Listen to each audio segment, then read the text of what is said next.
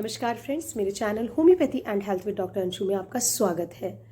दुआ करती हूँ आप सब लोग अच्छे से होंगे और आपने जो मुझे सपोर्ट दिया है मैं उसके लिए आपको बहुत बहुत धन्यवाद करना चाहूँगी और आपसे रिक्वेस्ट करना चाहूँगी प्लीज़ मेरा चैनल सब्सक्राइब करें और बेल आइकन दबाएँ जिससे कि ज़्यादा से ज़्यादा आपको मैं अपडेट्स देती रहूँ। एक बहुत कॉमन सी प्रॉब्लम वो है कलाई में दर्द। कलाई यानी कि रिस्ट में पेन होना।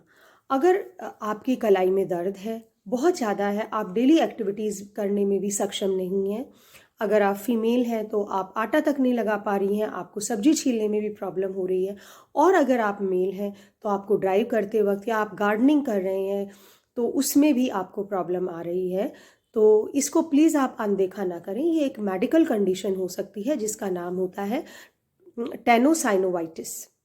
टेनोसाइनोवाइटिस, टेनो का मतलब यहाँ पे है टेंडन से है। टेंडन का इन्फ्लेमेशन हो जाता है इस डिजीज़ में, जहाँ पर कोई मसल आपकी हड्डी से जहाँ ज्वाइन करती है, मान लीजिए ये हड्डी है, ये मसल है, तो ये मसल जहाँ हड्डी को ज्वाइन कर रही है वहाँ पे जो टेंडन होते हैं, एक शीट होती है जो टेंडन कहते हैं जिसको, उसमें सूजन आ जाती है, दर्द होता है और वो लाल हो जाती है, जिसे कि हम मेडिकल लैंग्वेज में इन्फ्लामेशन बोल देते हैं। अगर किसी भी टेंडन का इन्फ्लामेशन हो जाए तो उसे हम टेनोसाइनोवाइटिस कहते हैं। ये बहुत ज़्यादा पेनफुल कंडीशन हो जाती है, इससे आप रूटीन वर्क भी नहीं कर पाते हैं, बहुत डिस्टर्बेंस हो जाती है हाथ में, रिस्ट पे यानी कि कलाई पे, आपके पैरों में, फीट पे, मेनली ये एरियाज़ आपको इफ़ेक्ट होते हैं। इंजरी की वजह से हो सकती है, या आपको कोई चोट लग गई हो, कोई इन्फेक्शन हो गया हो, जो कि अनट्रीटेड आपकी चोट थी, वो ओपन वुंड था, उसमें इन्फेक्शन हो गया तो उसकी वजह से हो सकता है। इसके अलावा ये नॉन इन्फेक्टिव भी हो सकती है, ऑटो इम्यून डिसऑर्डर की वजह से हो सकती है, या फिर आप किसी हिस्से का ओवर यूज़ कर रहे हैं, ज़्यादा यूज़ कर रहे हैं। जैसे जो लेडीज़ कुक करती हैं, जैसे कि मेस में हैं, अगर आप लेडी हैं या जेंट हैं जो भी हैं, आप कुकिंग आपकी डेली रूटीन में है, आप कुक करते हैं और आप सब्जी छीलते हैं, बहुत ज़्यादा आटा लगाते हैं, तो आपका उस चीज़ का आपका ओवर यूज़ हो रहा है पार्ट का, तो वहाँ पर टेंडन इन्फ्लेम्ड हो जाता है और टेनोसाइनोवाइटिस हो जाती है। लेकिन इसमें बिल्कुल भी डरने वाली या घबराने वाली बात नहीं होती है, ये टोटली क्योरेबल है। अगर आप प्रॉपर ट्रीटमेंट लें और थोड़ा सा अफेक्टेड पार्ट को अपनी रेस्ट दें तो आप बिल्कुल सही हो सकते हैं। मेन जो टाइनोसाइनोवाइटिस देखा जाता है वो है डीक्वेरियन टीनोसाइनोवाइटिस।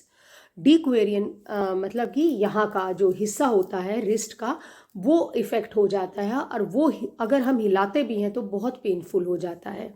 इसमें जो थंब होता है, थंब इफ़ेक्ट होता है, जिसकी वजह से अगर आप मूवमेंट करते हैं, थंब वाले टेंडन की मूवमेंट होती है तो आपकी रिस्ट तक पेन जाता है।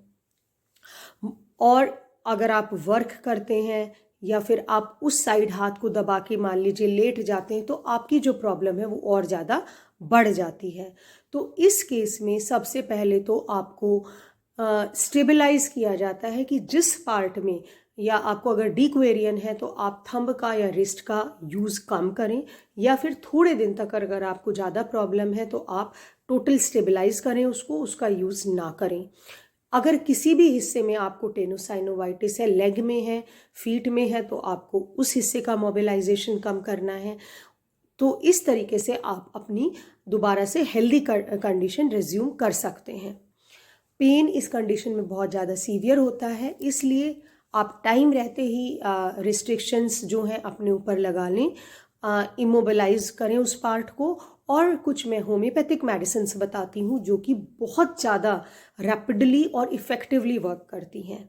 नाम लिखिए, आर्निका 30, रस्टॉक्स 30 एंड रूटा 30।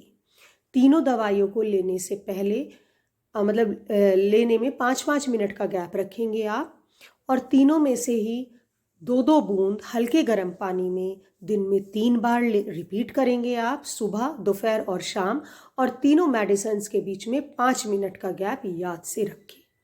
तो आपको जो आपके हाथ का दर्द है या पैर में कोई मोबिलाइजेशन पे दर्द हो रहा है, आप चल फिर रहे हैं, किसी भी हिस्से का आपको दर्द है, तो उसमें ये आपको बहुत ज़्यादा आराम देंगी। और अगर आप और कुछ जानना चाहते हैं तो प्लीज़ मुझे कमेंट बॉक्स में कमेंट करें, अगर आप किसी और मेडिकल टॉपिक के बारे में या किसी डिजीज़ के बारे में जानना चाहते हैं तो मुझे ज़रूर बताएं और मेरा चैनल ज़रूर सब्सक्राइब करें। अधिक जानकारी के लिए हमारी वेबसाइट homeoblessings.com पर विज़िट करें। धन्यवाद।